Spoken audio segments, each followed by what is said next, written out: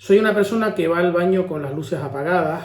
Soy una persona que tengo miedo a ver el cáncer en mi cuerpo. Y soy una persona que soy farmacéutico y cuidador de una paciente oncológica. No quiero ver la sangre y tengo que reconocer públicamente que hago mis necesidades a oscuras y que hago mis necesidades diarias en cualquier lugar a oscuras. Es un miedo escénico, es un miedo que tiene un motivo, de no querer ver sangre. Y por eso estoy aquí, sobre todo como compañero tuyo, que tengo miedo. Estoy aquí como sanitario y como persona cuidadora de una paciente oncológica, con el mismo miedo, con el mismo respeto y con las mismas ganas de aprender. Pero considero personalmente que podemos los farmacéuticos, que somos un eslabón principal dentro de la cadena sanitaria, hacer una farmacia pre al tratamiento oncológico. Y te explico.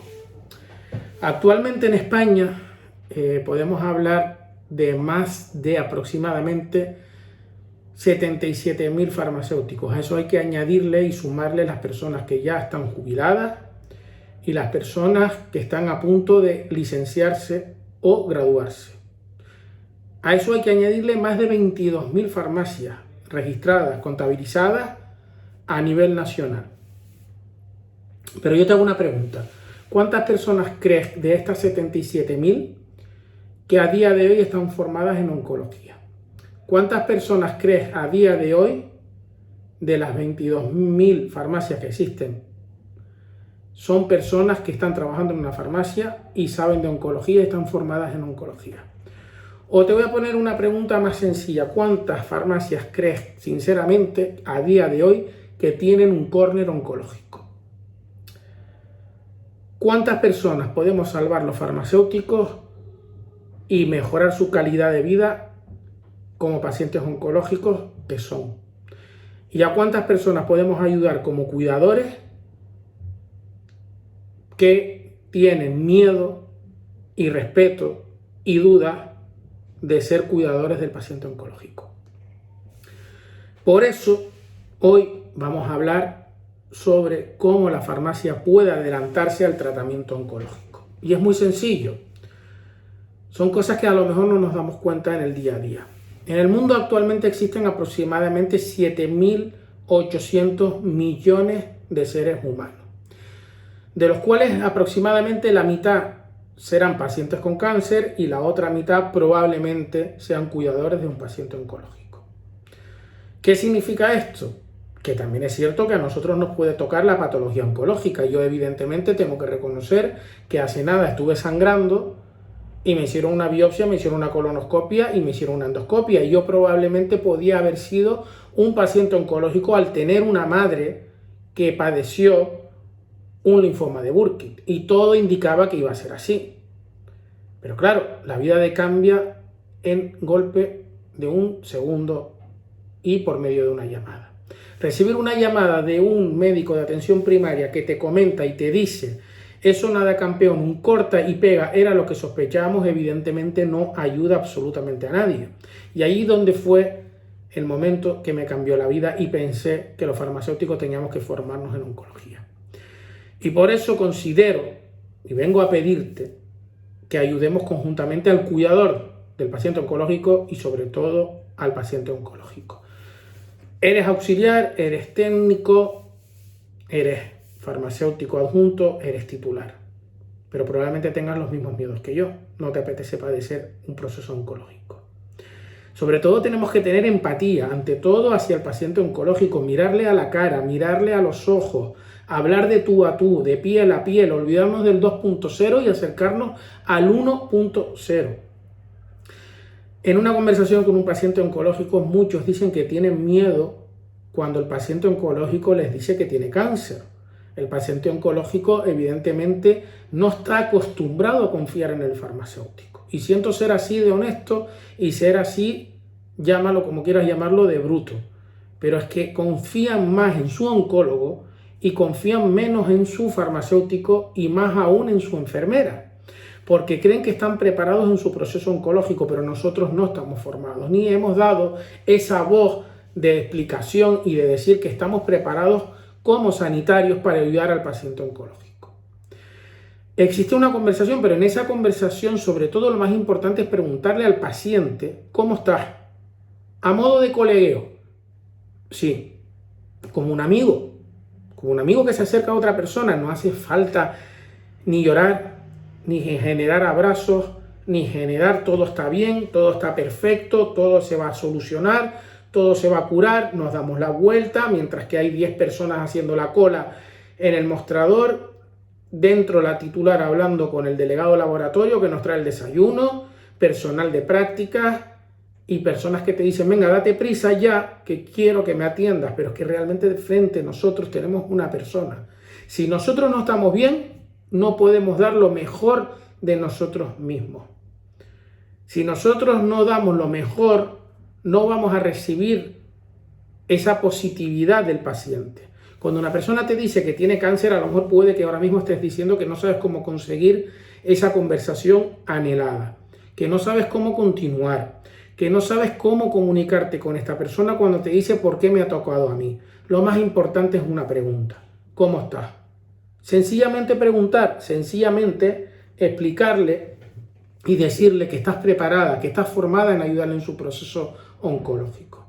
Evidentemente surgen dudas. Ellos no van a preguntar sobre su diagnóstico, nos van a preguntar sobre su tratamiento, nos van a preguntar cuánto tiempo tienen de vida y qué tipo de vida van a tener, porque lo más importante que necesita el paciente y demanda es el tiempo que a veces a nosotros nos hace falta para ayudar, tiempo que a veces no tenemos en la oficina de farmacia porque es un corre, pero ellos sí necesitan este tiempo. Un tiempo de calidad. En una conversación, evidentemente, como te digo, es necesario una buena empatía, mirar a los ojos. Va a haber mucho tipo de conversación, muchísimo. Una conversación donde ante todo habrá una negación por parte del paciente. Una negación que hará que nosotros tenemos que ver la parte positiva, saber el motivo de esa conversación y por qué está actuando de esta manera el paciente. El paciente tiene miedo igual que nosotros. Ante todo y lo primero se va a encontrar con un shock. Nosotros vamos a escuchar. Evidentemente tendrá una negación el paciente, donde nosotros vamos a tener un buen tono de voz.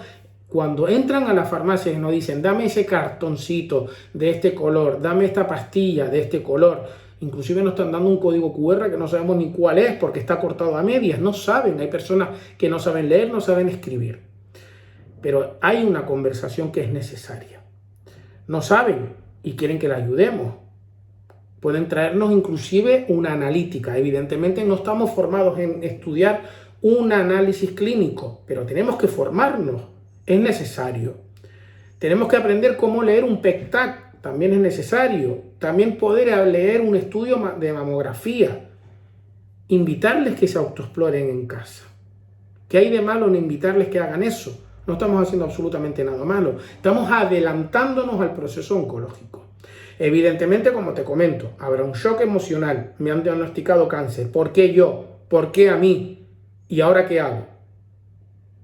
Tú vas a tener miedo. Tu mayor duda es cómo continuar la conversación. Pero tienes que hacerlo de tú a tú, como una amiga, como un amigo, como si fuera parte de ti. Lo que no te gustaría que te hicieran, no lo hagan. El paciente tiene que entrar a la farmacia y salir de la mejor manera posible de la oficina de farmacia. Evidentemente va a haber una situación de rabia por parte del paciente.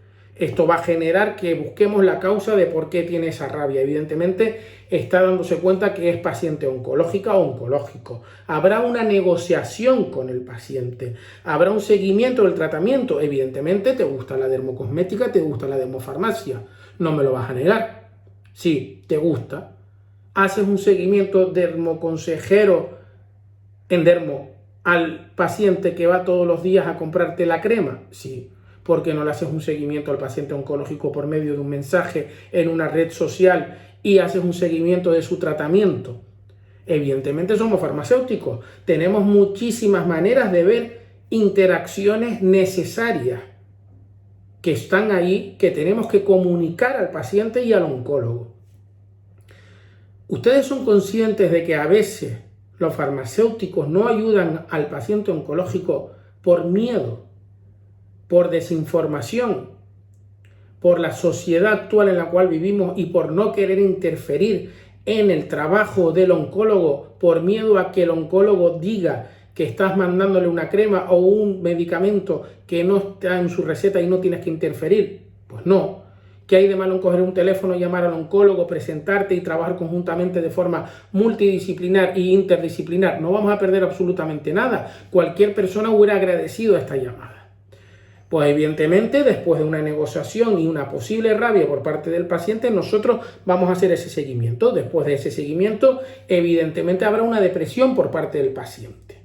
Después de pasar esa depresión, el paciente va a darse cuenta que nosotros estamos aceptando que es paciente oncológico. Y luego habrá una resignación donde nosotros tenemos que mostrar toda esa positividad. Evidentemente, después de haber hecho esta conversación con el paciente, podemos ayudarle a seguir su tratamiento desde la oficina de farmacia. Existen muchísimos tratamientos oncológicos. Un buen diagnóstico realizado por un buen equipo médico determina un tratamiento. Un tratamiento que probablemente, si es de hormonoterapéutico, es decir, a nivel hormonal, va a pasar por una oficina de farmacia. Pero cualquier tratamiento de un paciente oncológico que pase por atención primaria, evidentemente pasa por una oficina de farmacia. Medicina, enfermería, farmacia. Todo termina en la oficina de farmacia. El equipo de la oficina de farmacia es enorme. Podemos tener hasta 10, 12, 15, 20 personas trabajando. Ponle 8, 4 por la mañana, 4 por la tarde. Llega el cuidador. Necesita una bolsa. Una bolsa que no tienes. No tengo. Ya está. Ahí quedó la cosa. No tengo. ¿Y ahora? ¿Por qué no llamar a la cooperativa, decirle a la cooperativa que te mande la bolsa? ¿Por qué no llamar a la farmacia de al lado que tenemos de amistad y decirle si tiene la bolsa? El cuidador cogerá, estará ahí, se cruzará la calle, irá a la farmacia de enfrente y nosotros hemos perdido un cliente y te vas a comer el coco. ¿Que por qué perdiste el cliente? ¿Por qué no ayudarle? El cuidador no te va a decir que tiene una madre o tiene una mujer encamada con cáncer. El cuidador necesita una respuesta, necesita una escucha activa, necesita un tiempo de calidad que le cojas, te sientes, lo lleves dentro a hablar, cierres todo y le des el tiempo de calidad que necesita de escucha activa, necesaria. Mañana podrá venir el delegado, pasado podrá venir la persona de práctica y no perderemos al cliente de toda la vida porque nos conoce y confía en nosotros. Y es necesario por eso una comunicación desde distintos niveles sanitarios, a nivel asistencial, y detectar y adelantarnos cuántas personas vienen a comprar antiácidos, cuántas personas vienen a comprar antigripales. Pongámonos esas famosas gafas del cáncer para adelantarnos. ¿Te gusta la salud bucal? ¿Tienes productos de salud bucal en la farmacia? ¿Sabes cuáles son realmente estos productos para el paciente oncológico? ¿Por qué? No. Te estás negando ahora mismo, me estás diciendo que no lo sabes porque no pone paciente oncológico, no pone apto para el paciente oncológico, pero hay muchísimos productos bucales que pueden ayudar al paciente oncológico. Evidentemente un paciente oncológico puede tener muchísimos problemas bucales pasado inclusive 4 o 5 años de su tratamiento. Viene a la farmacia, no te dice que es paciente oncológico y te está diciendo que tiene problemas bucales, tiene problemas en el hueso, en los huesos bucales, en la boca. ¿Y qué vas a hacer? Intentar buscar la solución, pero te piensas que es un paciente normal y corriente que viene a la farmacia, que tiene llagas, tiene aftas, tiene úlceras y un cuadro bucal enorme de distintas patologías. Pero primero habla con él. Es evidente que no vas a conseguir su historial médico. Es evidente que no tienes esa información. Pero solo con preguntarle si es paciente oncológico o fue paciente oncológico, tenemos ya una pista de cómo ayudar. Sé que cuesta preguntar si eres paciente oncológico, pero lo digo y te lo subrayo. Es sencillo y te cambia la vida. ¿Cuántos problemas bucales no podemos adelantarnos? Problemas como la mucositis, como la boca seca. Tenemos un amplio espectro de productos en la farmacia. Inclusive poder recomendar una pasta de dientes con flúor. Poder recomendar un colutorio sin alcohol. Poder recomendar un cepillo extra suave. Poder recomendar todos esos cepillos pequeñitos que hay para la limpieza interdental. No voy a decirte ahora el nombre de las marcas porque evidentemente las conoces de sobra y mejor que yo, evidentemente. Pero adelantémonos al cuidado bucal, llamemos inclusive al odontólogo de confianza para que un mes antes se le haga un estudio de la boca. Existen prótesis dentales, pues usemos todo lo necesario que hay para la limpieza de la prótesis dental para que tenga una boca más sana cuando sea diagnosticado como paciente oncológica o oncológico. Consejos tan sencillos y tantas locuras que se generan cuando se da radioterapia. Me pongo una crema antes, me pongo una crema durante, me pongo una crema después para evitar el eritema cutáneo. 4 horas antes sí, 4 horas después sí, pero primero necesito una limpieza, no antes ni después, ni durante. ¿Por qué no derivar a un fisioterapeuta? Una buena base de ejercicio físico es fundamental. Que no les gusta hacer un ejercicio, llamémoslo extremo, pueden ir a caminar, pueden usar una bicicleta, pueden usar algo tan sencillo como ir a nadar, pueden usar un equipo a nivel elíptico, pueden usar inclusive pesas con poco peso, pueden usar gomas, pueden hacer tantas y tantas cosas, inclusive ir a pilates, pueden hacer yoga, pero sobre todo quien manda y sabe no es la secretaria, evidentemente, es la persona encargada que es el fisioterapeuta o el entrenador. Por tener cáncer no significa que no tengas derecho a sentarte en un suelo y hacer pilates. Fortalecer el suelo pélvico es fundamental. De la misma manera que es fundamental saber tratar a una paciente durante su tratamiento y explicarle y darle las pautas sobre el motivo de que su líbido haya disminuido. La radioterapia, la quimioterapia puede influir en el líbido, puede dar sequedad vaginal. Es necesario la utilización de hidratación, de óvulos y hablar con estas personas. ¿Cuántas personas dejan de lado a la otra porque le falta un pecho? Le ha caído el pelo. ¿Quieres hablar de pelo? Hablemos de pelo. Adelantémonos. El pelo nace, crece y vuelve a fortalecerse. ¿Cuántos productos tenemos en la farmacia que no podemos dar porque parece que nos da miedo? Démoslo, recomendémoslo. No vamos a perder absolutamente nada. Adelantémonos al posible linfidema. Un linfidema que se genera por culpa de haber padecido un cáncer de mama por medio de la radioterapia, genera un linfidema. Hablemos con el fisioterapeuta que tenemos como amigo o amiga y ayudemos que esta persona tenga una vida mejor. Que has tenido un cáncer de próstata y eres paciente, pues yo te recomiendo que vayas a un fisioterapeuta y que se te trate la posible incontinencia urinaria o inclusive puede tener una disfunción eréctil. ¿Por qué no adelantarnos a los posibles sofocos, al cansancio o inclusive al tromboembolismo venoso y los dolores musculares que pueden llegar a padecer los pacientes? Desde la oficina de farmacia tenemos muchísimas cosas y me consta que inclusive para una buena calidad de sueño del paciente oncológico es necesario usar una buena melatonina que podemos tener ahí, una buena suplementación nutricional. Hablemos de nutrición. ¿Cuántos pacientes no tienen estreñimiento? ¿Cuántos pacientes no tienen diarrea? ¿Cuántos pacientes no tienen vómitos? Una mala nutrición. ¿Por qué no pesarles todos los días o día sí, día no en la farmacia y hacer un estudio del índice de masa corporal? Lo estudiaste en la facultad, pero ¿por qué no lo estás llevando a cabo con el paciente? Porque te da miedo, te crees que es un tema de tabú, te crees que no vas a dar la talla. Todos hemos tenido miedo a la hora de atender a un paciente. Todos. Pero el miedo no va a llevar a nada. Es necesaria una buena comunicación con el paciente, sobre todo. Pero la base fundamental de todo ello es una buena humanización. Las tres bases fundamentales de una buena humanización, o los tres pilares básicos, son el sanitario, el familiar y el paciente. Sanitarios somos todos de alguna u otra manera, todos hemos cuidado, ya somos sanitarios, sabemos algo de patología, pero es que realmente tenemos una carrera que nos ha costado estudiar.